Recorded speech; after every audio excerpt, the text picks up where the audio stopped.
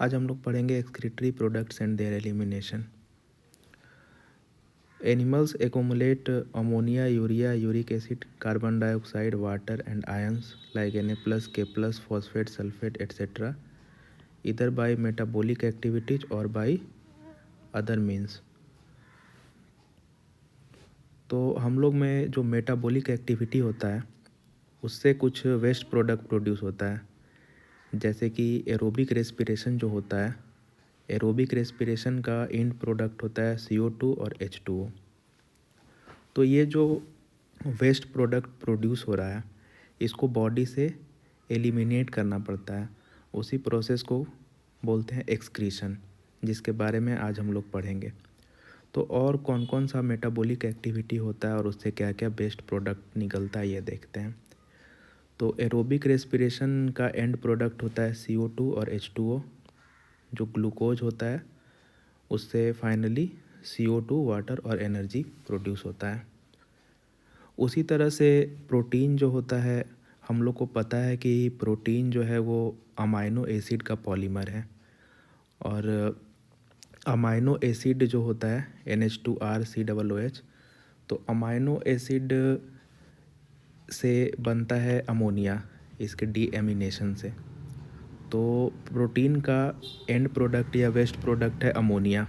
उसी तरह से फिर अमोनिया जो है वो हमारे लीवर में टेरेस्टेरियल ऑर्गेनिजम्स के लीवर में अमोनिया जो है वो चेंज हो जाता है यूरिया में।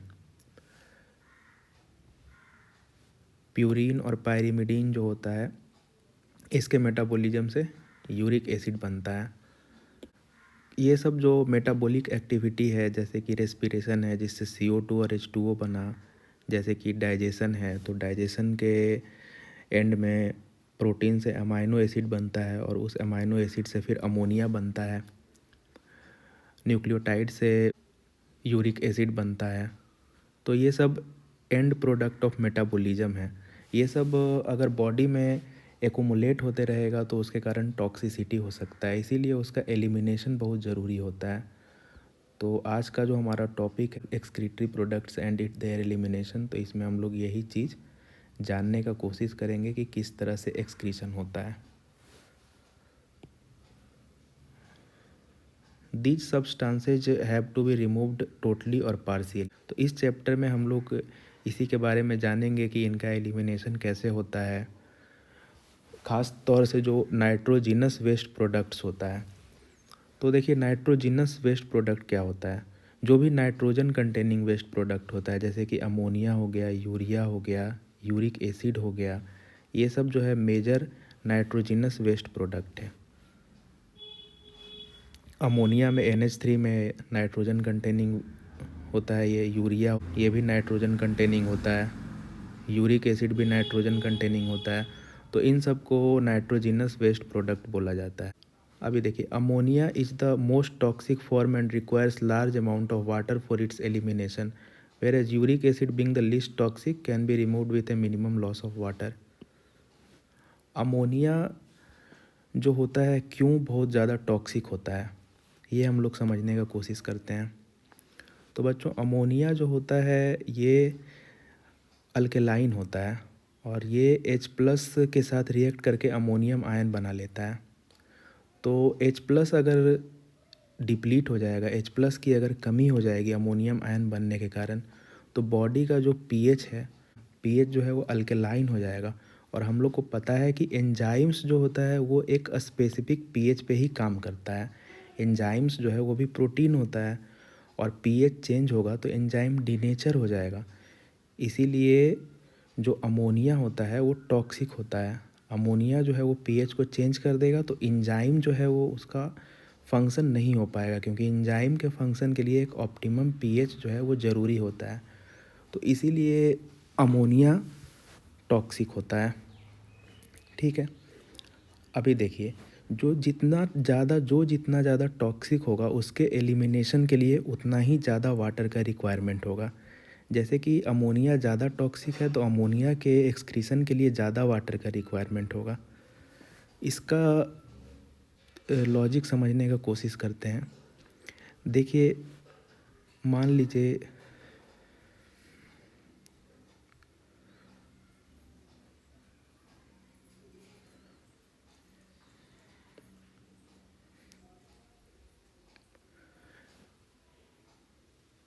डाइल्यूशन जो है वो चीज़ों को लेस टॉक्सिक बना देता है। एग्जाम्पल के तौर पे इसको हम लोग एनालॉजी से समझने का कोशिश करेंगे।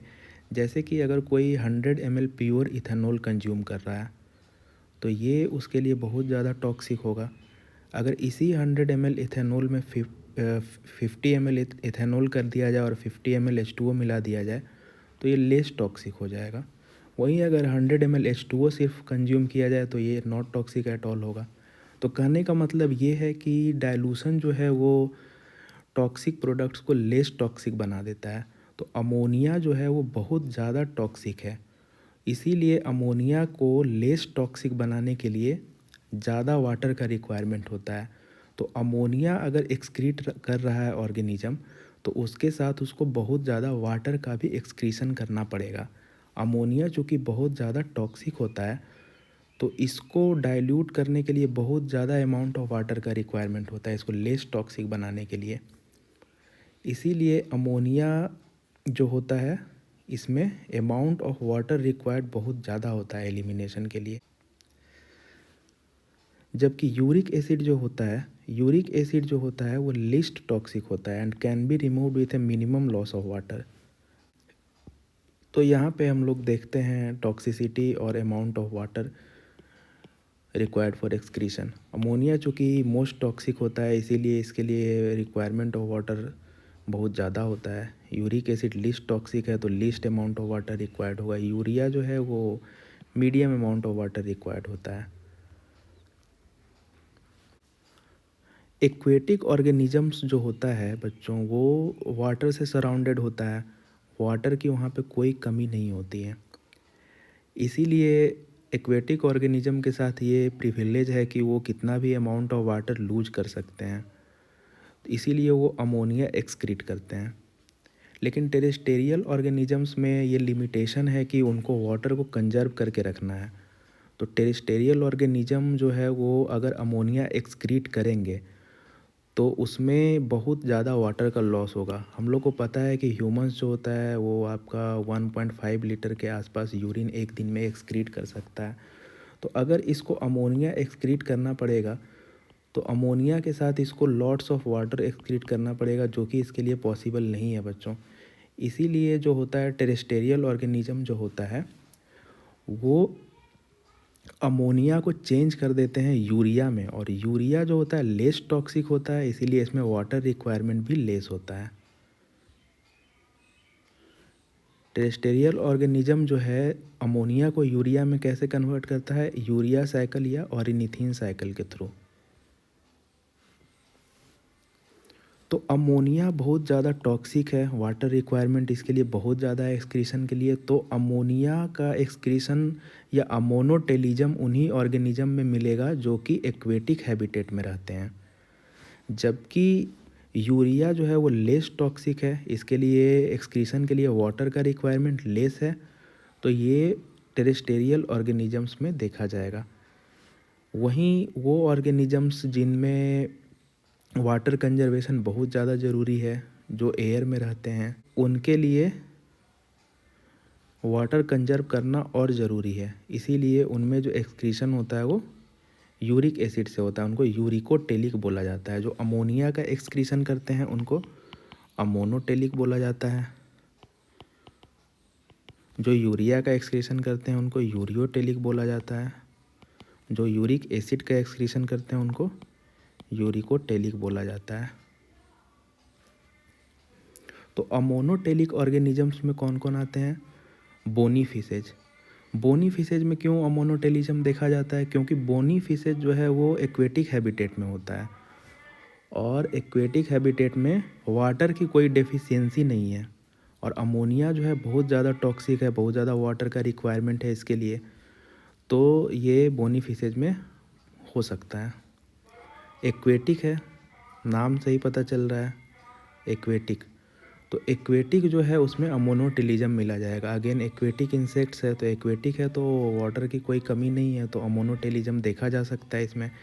अब अगर हम बात करेंगे मैमल्स का, तो मैमल्स जो होता है मोस्टली आपका टेरेस्टेरियल होता है। और जो एम्फीबियंस मतलब जो वाटर और लैंड दोनों पे रह सकते हैं, लेकिन यहाँ पे बात की जा रही है टेरेस्टेरियल एम्फीबियंस की। जो मोस्टली लैंड पे होते हैं। तो फिर इनमें क्या है कि वाटर कंजर्वेशन ज़रूरी है, तो इसीलिए इनमें यूरियोटेलिज्म देखा जाता है। मरीन फिशेज में क्या होता है, मरीन फिशेज में भी जो वाटर जो है वहाँ पे होता है, लेकिन वो बहुत ज़्यादा कंसनट्रेटेड होता है, उसमें सॉल्ट का अमाउंट बहुत ज़्यादा होता है, तो इनको भी वाटर कंजर्व करने की ज़रूरत होती है, इसलिए इनमें यूरियोटेलिज्म देखा जाता है। Reptiles, birds, land snails, insects, इनमें देखा जाता है यूरिकोटेलिज्म। तो हम लोगों ने क्या क्या देख लिया है अभी तक। The process of excreting ammonia is ammonotelism. Bony fishes, aquatic amphibians and aquatic insects. देखिए जहाँ भी एक्वेटिक आ रहा है, एक्वेटिक आ रहा है, एक्वेटिक आ रहा है, तो अमोनोटेलिज्म मिलेगा। अमोनिया जो होता है रीडली सॉल्यूबल होता है, is generally excreted by diffusion across body surfaces और through gill surface as ammonium ions. Kidneys do not play any significant role in its removal. जो अमोनोटेलिक ऑर्गेनिजम्स होते हैं उनमें डिफ्यूजन के थ्रू ही एक्सक्रीशन हो जाता है, या तो बॉडी सरफेस से या गिल्स से, उनमें किडनी की रिक्वायरमेंट नहीं होती है। लेकिन जो टेरेस्टेरियल ऑर्गेनिज्म होते हैं, terrestrial adaptation necessitated the production of lesser toxic nitrogenous waste like urea and uric acid for conservation of water. Terrestrial में जैसा कि मैंने आपको बताया, ये लिमिटेशन है कि वाटर बहुत ज़्यादा एक्सक्रीट नहीं कर सकते हैं, तो उनमें लेस टॉक्सिक वेस्ट का एक्सक्रीशन होता है, जैसे कि यूरिया और यूरिक एसिड। अभी देखिए बच्चों, यूरिया जो होता है, यूरिया के प्रोडक्शन के लिए आपको क्या चाहिए, लीवर चाहिए। लीवर ही है जो अमोनिया को यूरिया में कन्वर्ट करेगा। और फिर यूरिया के एक्सक्रीशन के लिए आपको क्या चाहिए, किडनी चाहिए बच्चों। तो जो आपका यूरियोटेलिक ऑर्गेनिज्म है, इनमें लीवर की भी रिक्वायरमेंट है और किडनी की भी रिक्वायरमेंट है। लेकिन जो अमोनोटेलिक ऑर्गेनिज्म है उनमें किडनी की, लीवर की रिक्वायरमेंट नहीं है, उनमें डिफ्यूजन के थ्रू बॉडी सरफेस से या गिल से एक्सक्रीशन हो जाता है। तो mammals, many terrestrial amphibians, marine fishes mainly excrete urea and are called uriotelic animals. Ammonia produced by metabolism is converted into urea in the liver of these animals and released into the blood, which is filtered and excreted out by the kidneys. Some amount of urea may be retained in the kidney matrix of some of these animals to maintain a desired osmolarity. ये मैं आपको आगे बताऊंगा। Reptiles, birds, land snails and insects excrete nitrogenous waste as uric acid in the form of pellet or paste with a minimum loss of water and are called uricotelic animals. तो यहाँ से बच्चों question जो है वो repeatedly पूछा जाता है। मेनली आपका जो है ये पूछा जाता है कि अमोनोटेलिक कौन सा ऑर्गेनिज्म है, यूरियोटेलिक कौन सा है, यूरिकोटेलिक कौन सा है। इस टाइप से एक match the following type of question यहाँ से पूछा जाता है। देखिए बच्चों, जिन लोगों को अभी भी इसमें कन्फ्यूज़न है उनके लिए मैं एक बार फिर से शॉर्ट में बता देता हूँ। देखिए बच्चों, हम लोग को कैसे याद रखना है, हम लोग को याद रखना है अमोनोटेलिक। तो अमोनोटेलिक में बच्चों मोन आता है। मोन का मतलब क्या होता है बच्चों, मोन का मतलब होता है दर्द से कराहना। तो इसको हम लोग बच्चों, मोन को हम लोग रिलेट कर सकते हैं टॉक्सिक से। तो टॉक्सिक में जैसा कि मैंने आपको एनालॉजी से बताया था कि टॉक्सिक में हम लोग क्या करेंगे, टॉक्सिक में हम लोग ज़्यादा पानी मिलाएंगे ताकि वो लेस टॉक्सिक हो जाएगा। और ज़्यादा पानी किसके पास होता है, पानी की लिमिटेशन किसके पास नहीं है, एक्वेटिक ऑर्गेनिजम्स के पास नहीं है। तो एक्वेटिक में अमोनोटेलिज्म मिलेगा। फिर आता है आपका बच्चों यूरियोटेलिक और यूरिकोटेलिक। तो यूरियोटेलिक, यूरिकोटेलिक में बच्चों आ रहा है आपका प्रोनाउंसिएशन रिया। तो रिया जो है बच्चों लेस टॉक्सिक है, दोनों रिया जो है वो लेस टॉक्सिक है। यूरियोटेलिक, यूरिकोटेलिक, इसमें से भी यूरिकोटेलिक जो है बच्चों लीस्ट टॉक्सिक है, लीस्ट टॉक्सिक है। अभी बच्चों लीस्ट टॉक्सिक है तो इसमें वाटर की रिक्वायरमेंट मिनिमम होगी। तो वाटर की रिक्वायरमेंट मिनिमम होगी तो किन के पास मिनिमम वाटर होता है, जो कौन अफोर्ड नहीं कर सकते हैं वाटर का एक्सक्रीशन बहुत ज़्यादा, जिनका पानी से कोई लेना देना नहीं है, जो एयर में रहते हैं मोस्टली।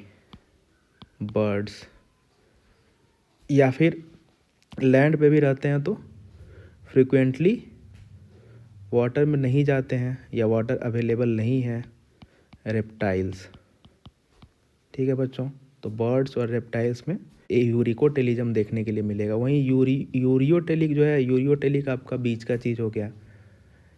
ये ना तो बहुत ज़्यादा टॉक्सिक है ना तो बहुत कम टॉक्सिक है, बीच बीच का है। तो ये उसमें देखने के लिए मिलेगा जो कि पानी में भी हैं और लैंड पे भी हैं, या फिर पानी में है लेकिन पानी जो है उसमें बहुत ज़्यादा सेलिनिटी बहुत ज़्यादा है। तो ये आपका मरीन फिशेज, टेरेस्टेरियल एम्फीबियंस में देखने के लिए मिलेगा। एम्फीबियंस है तो ये पानी में भी रह सकते हैं, तो इसीलिए इसमें पानी का उतना ज़्यादा कंजर्वेशन का ज़रूरत नहीं है। अब हम क्वेश्चंस देखते हैं कुछ। तो पहला क्वेश्चन है, nitrogenous waste products are eliminated mainly as. इसमें हम लोग से पूछा गया है टैडपॉल का और फ्रॉग का। तो टैडपॉल हम लोग को पता है बेबी फ्रॉग एक्वेटिक होता है, तो एक और एडल्ट फ्रॉग जो है वो टेरेस्टेरियल होता है। फ्रॉग आपका एम्फीबियन है, वाटर में भी रह सकता है और लैंड पे भी। तो टैडपॉल जो होगा एक्वेटिक होगा, और एक्वेटिक जहाँ आएगा वहाँ अमोनिया हो जाएगा, तो अमोनिया इन टैडपॉल हो जाएगा। Ammonia in tadpole B, urea in adult frog. अगला है आपका ऑरिनिथीन साइकिल, जिसको कि यूरिया साइकिल भी बोलते हैं, जो कि लीवर में होता है। Removes 2 waste product from the blood in the liver. तो यूरिया साइकिल जो है क्या करता है, अमोनिया को यूरिया में कन्वर्ट करता है, और इसको कन्वर्ट करने के लिए क्या यूज़ करता है, CO2 एंड अमोनिया। देखिए, तो यूरिया साइकिल जो है वो CO2 और अमोनिया को फाइनली क्या है, यूरिया में कन्वर्ट कर देता है।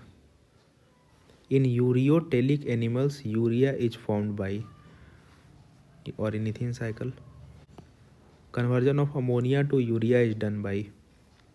तो अमोनिया टू यूरिया, अगेन आपका अमोनिया और CO2 जो है वो लीवर में आपका कन्वर्ट हो जाता है यूरिया में बाई द ऑरिनिथिन साइकिल। ऑरिनिथिन और यूरिया साइकिल। और फिर ये यूरिया जो बना, ये इसको क्या है, किडनी आपका एक्सक्रीट कर देता है। ये यूरिया जो बनता है ये वाटर सोल्यूबल होता है, इसको किडनी एक्सक्रीट कर देता है। तो आंसर आपका हो जाएगा ऑरिनिथिन साइकिल। अगला है आपका, uric acid is the chief nitrogenous component of the excretory product of. तो यूरिक एसिड आपका होता है बर्ड्स में, रेप्टाइल्स में और इंसेक्ट्स में। देखिए, जिनको अभी भी याद नहीं हुआ है वो आपका निमोनिक से याद कर सकते हैं, BRU, ब्रू। तो इनमें यूरिक एसिड होता है। तो बर्ड्स हो गया, रेप्टाइल्स हो गया और आई से इंसेक्ट हो गया। BRU या BUR जैसे आपको याद रखना है, याद रख सकते हैं। और यूरिक में आई आता है तो इंसेक्ट होगा ही। तो इसका आंसर आपका हो जाएगा कॉकरोच, इंसेक्ट। मैन आपका मैमल हो गया, तो इसमें यूरियोटेलिज्म मिलेगा। फ्रॉग आपका एम्फीबियन हो गया, तो इसमें दोनों मिल सकता है। अगर एक्वेटिक हैबिटेट है जैसे कि टैडपॉल अगर है, बेबी फ्रॉग है, तो अमोनोटेलिज्म मिलेगा। ऐसे आपका यूरियोटेलिज्म होगा फ्रॉग में। अर्थवॉर्म आपका इसमें एनेलिड है अर्थवॉर्म, तो इसमें अमोनोटेलिज्म मिलेगा।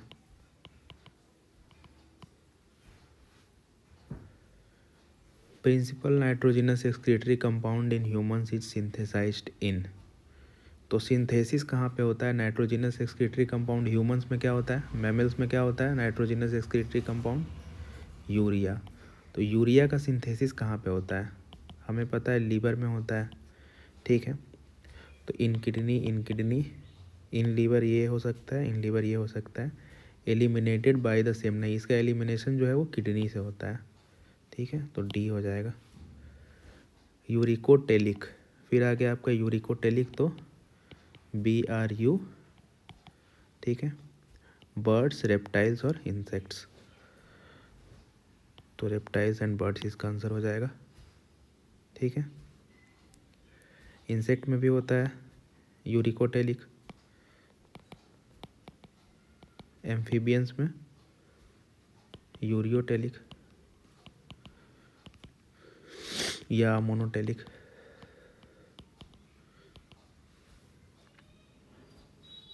ठीक है, which of the following characteristics is common both in humans and adult frogs, humans और एडल्ट फ्रॉग में क्या कॉमन है? 4 चैम्बर्ड हार्ट नहीं, इंटरनल फर्टिलाइजेशन नहीं, न्यूक्लिएटेड आरबीसी नहीं। ह्यूमंस में जो है न्यूक्लिएटेड नहीं होता है आरबीसी, 4 चैम्बर्ड हार्ट फ्रॉग में नहीं होता है।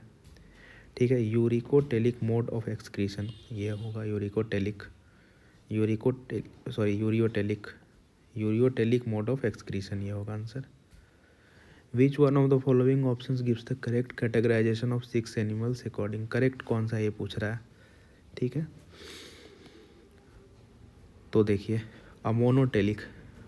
अमोनोटेलिक वो हो जाएगा जो एक्वेटिक होगा, क्योंकि अमोनिया टॉक्सिक होता है, लार्ज अमाउंट ऑफ वाटर चाहिए, तो ये हो सकता है, ये हो सकता है एक्वेटिक वाला। ठीक है, ह्यूमंस होगा नहीं, फ्रॉग, लिजर्ड्स नहीं होगा, लिजर्ड्स तो नहीं होगा। यूरिकोटेलिक में पहले देखते हैं, तो यूरिकोटेलिक में हमें पता है बर्ड्स, रेप्टाइल्स और इंसेक्ट, पिजन है, लिजर्ड्स है और कॉकरोच है, फ्रॉग है, पिजन है और लिजर्ड है, तो ये फ्रॉग नहीं होगा, तो इसका आंसर हो जाएगा सी।